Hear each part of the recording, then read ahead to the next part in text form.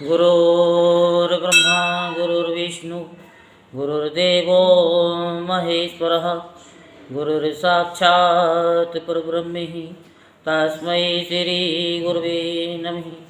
ओम गजाननं भूतगणाधिसेवितं कपितजम्बुफलचारुभक्षणं उमासुतं शोकविनाशकारकं नमामि विघ्नेश्वरपादपङ्कजम्।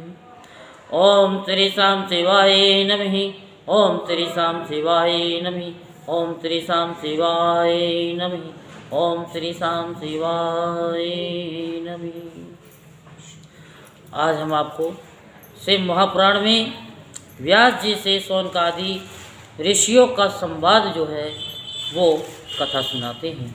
तो आप सभी मन को एकाग्र करते हुए शांतिपूर्वक कथा को श्रवण करेंगे और धर्म लाभ प्राप्त करेंगे।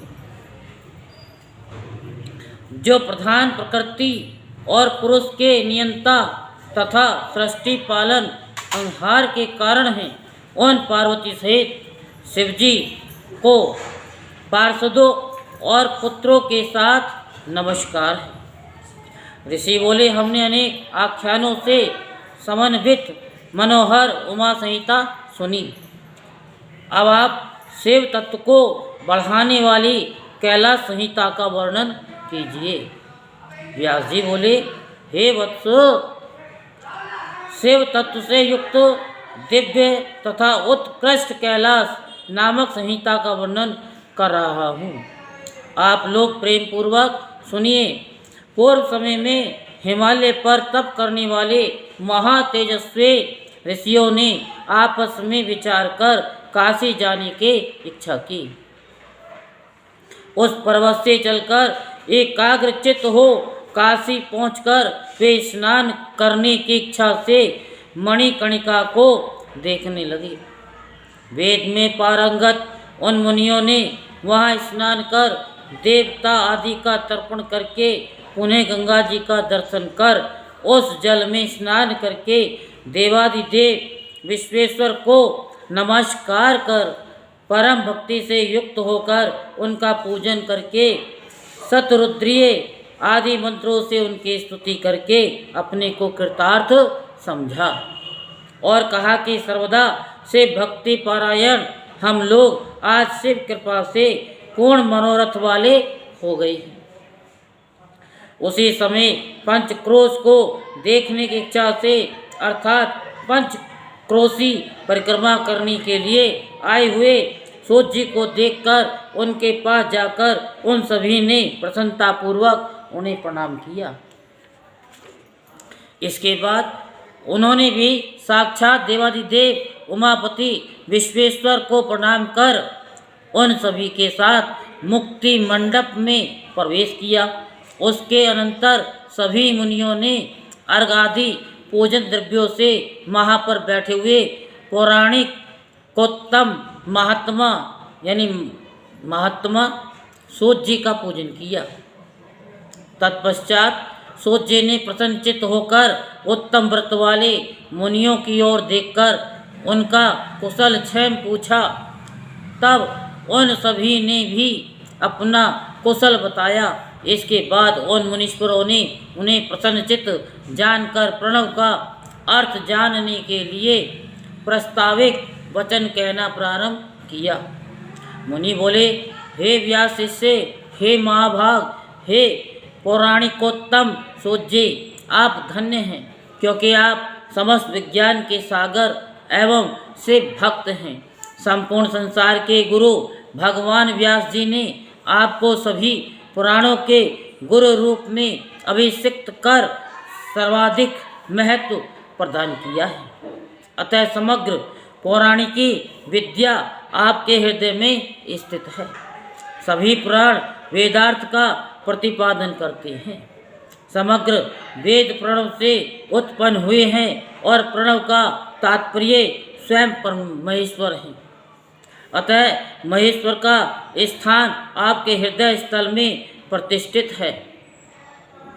हम लोग आपके मुख कमल से निकलते हुए सुंदर मकरंद सदृश प्रणवार्थ रूप अमृत को पीकर संताप हित हो जाएंगे, संताप रहित हो जाएंगे। हे महामते, आप ही हम लोगों के विशेष गुरु हैं, कोई दूसरा नहीं। अतः आप परम कृपा पूर्वक महेश्वर के श्रेष्ठ ज्ञान का उपदेश कीजिए। उनके इस वचन को सुनकर व्यास जी के परम प्रिय शिष्य विद्वान सूज्य गणेश कार्तिकेय साक्षात महेश्वर शिलाद के पुत्र तथा सुयसा के पति प्रभु नंदीश्वर सनत कुमार तथा व्यास जी को नमस्कार कर ये कहने लगे। सूज्य बोले, हे पाप रहित महाभाग्यशाली मुनियों, आप लोग धन्य हैं जो कि आप लोगों की ऐसी अत्यंत दृढ़ मति है, वह पापियों के लिए सर्वदा दुर्लभ है। हे महर्षियों, पूर्व समय में पाराशर पुत्र गुरुदेव व्यास जी ने नैमिषारण्य निवासी मुनियों को जो उपदेश दिया था उसी को मैं आप लोगों से कह रहा हूँ, जिसके सुनने मात्र से मनुष्यों में से भक्ति उत्पन्न हो जाती है। अब आप लोग सावधान होकर परम प्रसन्नता के साथ उसे सुनिए। पूर्व काल में स्वारोचिस मनवंतर में दृढ़ व्रत वाले ऋषिगण सभी सिद्धों के द्वारा निसेवित नैमिषारण्य में तप करते हुए तथा यज्ञाधिपति रुद्र को प्रसन्न करते हुए अनेक प्रकार और उनके परम ऐश्वर्य को जानने की इच्छा से दिग्सत्र करने लगे। इस प्रकार वे सब व्यास जी के दर्शन के इच्छा वाले महर्षि से भक्ति पारायण हो भस्म एवं रुद्राक्ष धारण किए हुए वहाँ निवास करने लगे।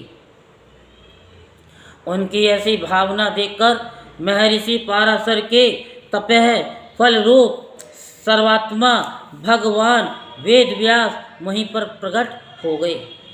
उन्हें देखकर प्रसन्न मुख कमल तथा नेत्र वाले मुनियों ने प्रत्युत्थान अगवानी आदि सभी उपचारों से उनका पूजन किया और सत्कार करके उन्हें स्वर्ण में उत्तम आसन प्रदान किया। तब उस स्वर्ण में आसन पर सुखपूर्वक बैठे हुए महामुनि व्यास जी गंभीर वाणी में कहने लगे। व्यास जी बोले कि आप लोग बताएं कि इस महायज्ञ में आप लोगों का कुशल तो है। आप लोगों ने यज्ञाधिपति शिव का पूजन अच्छे प्रकार तो कर लिया है। आप लोगों ने इस यज्ञ में संसार से मुक्त करने वाले पार्वती सहित सदा शिव का भक्ति भाव से किस लिए पूजन किया है। मुझे तो ऐसा मालूम हो रहा है कि महेश्वर शिव के परम भाव में आप लोगों की इस प्रकार की प्रवृत्ति एवं सुरसा मोक्ष पाने के लिए ही हुई है। अमित तेजस्वी व्यास जी के द्वारा इस प्रकार कहे जाने पर नैमिषारण्यवासी परम ओजस्वी मुनियों ने शिव के अनुराग से प्रसन्नचित्त उन महात्मा महामुनि व्यास जी को प्रणाम करके कहा। मुनि बोले, साक्षात विष्णु जी के अंश से अवतार धारण करने वाले हैं। हे भगवान, हे मुनि श्रेष्ठ, हे कृपा निधान, हे महाप्राज्ञ, हे सर्व विद्येश्वर, हे प्रभु, आप संपूर्ण जगत के स्वामी सृष्टिकर्ता एवं पार्वती तथा गणों सहित इन महादेव की कृपा के साक्षात समुद्र हैं।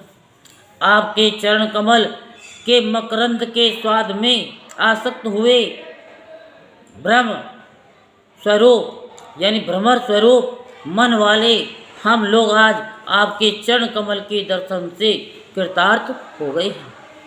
हम लोगों ने पापी जनों के लिए अत्यंत दुर्लभ आपके चरण कमल का दर्शन प्राप्त किया, अतः हम लोग महान पुण्य वाले हैं। हे महाभाग, प्रणव के अर्थ को प्रकाशित करने की इच्छा वाले हम लोग नैमिषारण्य नामक इस महातीर्थ में महासत्र संपादित कर रहे हैं। महेश्वर के परम भाव का चिंतन करते हुए हम लोगों ने ये निश्चय किया कि परमेश्वर के विषय में सुनना चाहिए। हे प्रभु, अभी तक हम लोग उनके महिमा को नहीं जान पाए हैं। अतः आप हम अल्प बुद्धि वालों के उन समस्त संदेहों को दूर करने की कृपा करें। इस त्रिलोकी में आपके अतिरिक्त कोई दूसरा इस संशय को दूर करने वाला नहीं है। अतः हे दयानिधि, आप इस अपार तथा अथाह ब्रह्म सागर में डूबते हुए हम लोगों को शिव ज्ञान रूपी तत्व ज्ञान रूपी नौका से पार कर दीजिए। हम लोग शिव की उत्तम भक्ति के तत्वार्थ को जानने के लिए श्रद्धा युक्त हैं। इस प्रकार वेदों में पारंगत मुनियों के द्वारा प्रार्थना किए जाने पर समस्त वेदार्थ के ज्ञाताओं में मुख्य सुखदेव जी के पिता महामुनि व्यास जी वेदांत के सार सर्वस्व प्रणव रूप तथा संसार से मुक्त करने वाली पार्वती सहित परमेश्वर का अपने हृदय में ध्यान करके प्रसन्नचित होकर कहने लगे, बोलो शंकर भगवान की जय। हर हर महादेव, हर हर महादेव, हर हर महादेव, हर हर